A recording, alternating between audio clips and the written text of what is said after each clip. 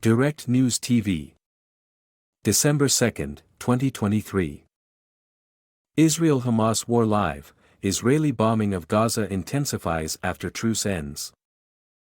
Israel renews bombardment of Gaza, hitting areas across the enclave after the end of a week-long truce. Negotiations to secure another pause in the fighting continue, mediator Qatar says. As Israel's war on Gaza enters the 57th day, here is what is expected to take place today.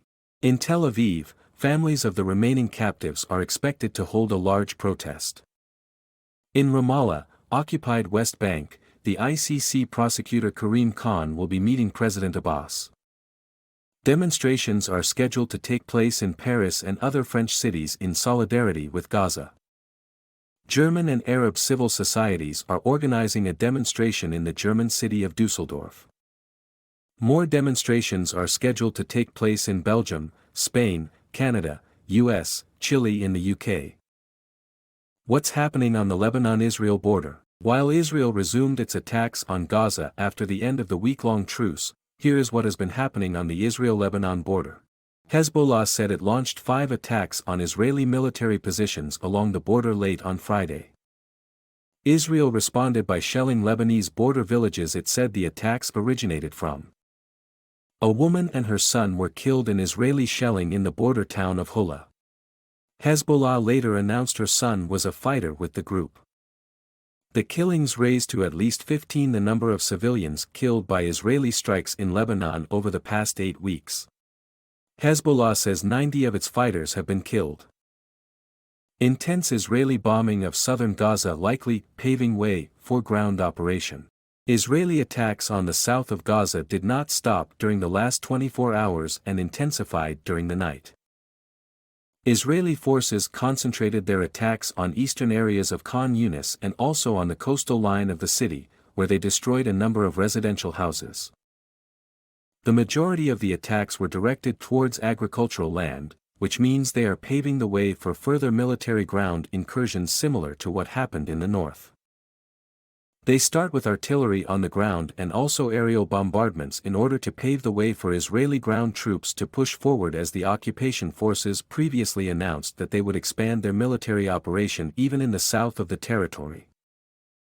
If you are just joining us, it's just after 7 a.m., 5 o'clock Greenwich Mean Time, in the occupied Palestinian territories and Israel. Here are the latest developments. Gaza is the most dangerous place in the world to be a child, says the UN Children's Fund chief. At least 178 Palestinians have been killed, almost 600 injured in the first day of Israel's renewed bombing of Gaza, the health ministry in Gaza reports. The U.S. sent devastating bunker-buster bombs for Israel's use in Gaza, the Wall Street Journal reports. The Committee to Protect Journalists says 61 reporters have been killed since start of Gaza war, 54 Palestinians, 4 Israelis, and 3 Lebanese. A UN official says Israel has shifted from the indiscriminate killing of civilians to organized killing in Gaza. Report says Israel knew of Hamas attack plans a year in advance. A New York Times report alleging that Israeli officials obtained Hamas plans to attack Israel more than a year before the October 7 attacks has raised questions about PM Netanyahu's leadership and security bona fides.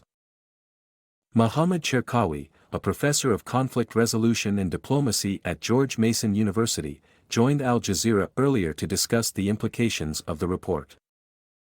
We have Israeli army radio confirming in the last hour that there were a number of attacks in Rafah, in southern Gaza. So people are moving to areas that are still being targeted by the Israelis. We've heard there were a number of rocket attacks on Friday afternoon across central parts of Israel, particularly targeting Tel Aviv and communities to the south. There have also been alerts in the last few hours in and around communities near Gaza. There's also been a rocket attack in northern Israel. That has been claimed by Hezbollah. And also Syrian media are reporting overnight that there were Israeli airstrikes and attacks in and around Damascus. It is clear that after several days of the ceasefire, this conflict is now revving back up to where it was. Aid trucks destined for Gaza stuck in Egypt as Israel resumes bombardment. Since the breakdown of the truce in Gaza on Friday, aid trucks have been stuck at the Rafah crossing on the Egyptian border amid resumed Israeli bombardment. James Elder, UNICEF's global spokesperson, joined Al Jazeera from Gaza earlier to discuss the difficulty of getting aid into the enclave. Protester sets fire to self outside Israeli consulate in U.S., Israel's rep calls it, hate act. Israel's consul general to the U.S.'s southeast accused a protester who set themselves on fire outside Israel's consulate in Atlanta, Georgia, of acting out of hatred for Israel. The self-immolation at the Israeli consulate, where a Palestinian flag was recovered, was described as an extreme act of political protest by a senior police official, who said the incident did not involve any threat. The protester is in critical condition. Responding to the incident, Anat Sultan-Dayton, Consul General of Israel to the southeastern U.S., said she was saddened to learn of the self-immolation. It is tragic to see the hate and incitement toward Israel expressed in such a horrific way, she told ABC News. Our prayers are with the security officer who was injured while trying to prevent this tragic act, she added. Gaza, most dangerous place in the world to be a child, UNICEF says. Catherine Russell, Executive Director of the United Nations Children's Fund, has warned that Gaza is once again the most dangerous place in the world to be a child following the resumption of the war. Russell said that hundreds of children will die each day if violence returns at the scale and intensity seen before the 7-day pause in fighting that ended on Friday. It does not have to be this way. For 7 days, there was a glimmer of hope for children amidst this horrific nightmare, Russell said in a statement on Friday. More than 30 children held hostage in Gaza were safely released and reunited with their families. And the humanitarian pause enabled an increase in the delivery of life-saving supplies into and across Gaza. Children need a lasting humanitarian ceasefire, Russell added. We call on all parties to ensure that children are protected and assisted, in accordance with their obligations under international humanitarian law. All children in the state of Palestine and Israel deserve peace and hope for a better future. My name is Kingsley.